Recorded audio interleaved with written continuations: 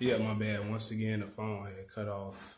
But I left off talking about Al Mudeya and Al Husayed. So yeah, sub-tribe of the Kendal people, the Taqlib or the Banu Taqlib Ibn Wa'il people. They inhabited both places, so like a large number of them started to rebel. And the guy that led them was somebody named Rabiah ibn Bujair. So Khalid stopped there and he defeated the people there as well, and then took the remaining people captive. And then I think he sent them to Medina, if I'm not mistaken. But he did defeat the people and then take them captive, as well as taking some of their possessions. That's all they said about them so far. But more than likely, not only that, they basically reestablished Islamic rule there as well. Now, just like Al Kufa, I'm like, I never heard about these people. Al Mudeya and Al Husayed, I had never heard about those two places. So I'm like, and I went through a whole bunch of articles outside of this book before. So again, that's just one of those little things that you got to kind of figure out for you that are interested in it, and you want to go further into the left field and then do additional research. Me, I personally decided to keep those two places as it is unless it comes up again, which means that it'd be relevant. Then I go back to it. But yeah, that's what happened there. So then when he left there, he went to a place that had a spring there, and it was called Kura Kur. And when he got there, he made sure he stacked up on water. I think he fed the camels. This is what they said as far as the chapter. That he filled the camels with water. I'm not going to look at it and say he just made sure that they drank a sufficient amount of water so that they wouldn't crash during their journey, being that they got to get to Syria. I'm pretty sure that the camels had a sufficient amount of water, but also that they packed water too, because they did mention how let me make sure I got. Yeah. Anyway, they did mention how they put spears in the mouths of these camels also. They probably didn't do that literally, but I'm pretty sure they kept their weapons and packed them onto the camels also. So that's pretty much everything that they mentioned as far as Kura Kur, so it's not too much significance there.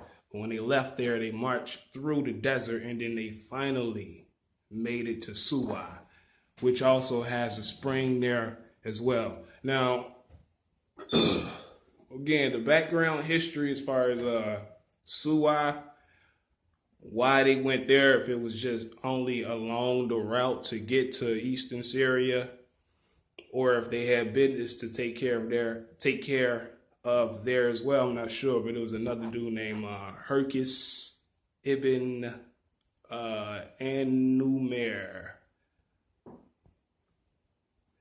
Herkis Ibn An-Numair, and hopefully I'm just going to call him Herkus, and then if I remember, I mentioned him by the end of this blog as far as his last name, but it was Herkus. And he was there, and he was a part of a tribe called the Kuda'a tribe. So supposedly, according to like a poet, he knew that Khalid was coming, or the Muslims was coming, so he was drinking water and he was expressing his concern about it. Now, fucking obviously, that shit ain't literally true. It's like an add-on to the story to make it sound better as far as his journey from the Muslims at the initial stages of this holy war. But according to the chapter, he went there and he killed that guy, and then he went forth and he continued, and then that's when he made it to another place called Al-Kawathil. They mentioned nothing about Kawathil other than the fact that he made it there. But when he left Kawakil, or Al-Kawakil, then he went to Karkesia. Now, that's when he made it into Syria. Now, this is really important right here, because Dumat is going to come up. And it's like something within this chapter, once again, that I noticed that doesn't really add up as far as the dates and the geography. So I'm going to highlight this. Karkesia, when he went there, he met one of the chiefs there who gave him good greetings, basically. They said he was given a good host. So I don't know if they only just greeted him well, but also took care of him, fed him, etc., treated him like some type of wayfarer or something. I'm not sure. But they said he met him there, and then I think the guy agreed on terms with him, and then that's when he left. When he left, then he made it into eastern Syria, to Carkesia. Now this is eastern Syria because today it's within the region of Deir ez-Zor, where the terrorists, I'm not sure if they're still fighting there, but that's where they were at some point during the late stages of last year. I know for sure. So this is like eastern Syria. So he made it there. Now this is where it gets a little complicated. All right. When he left there, then he went to a place called Araqah.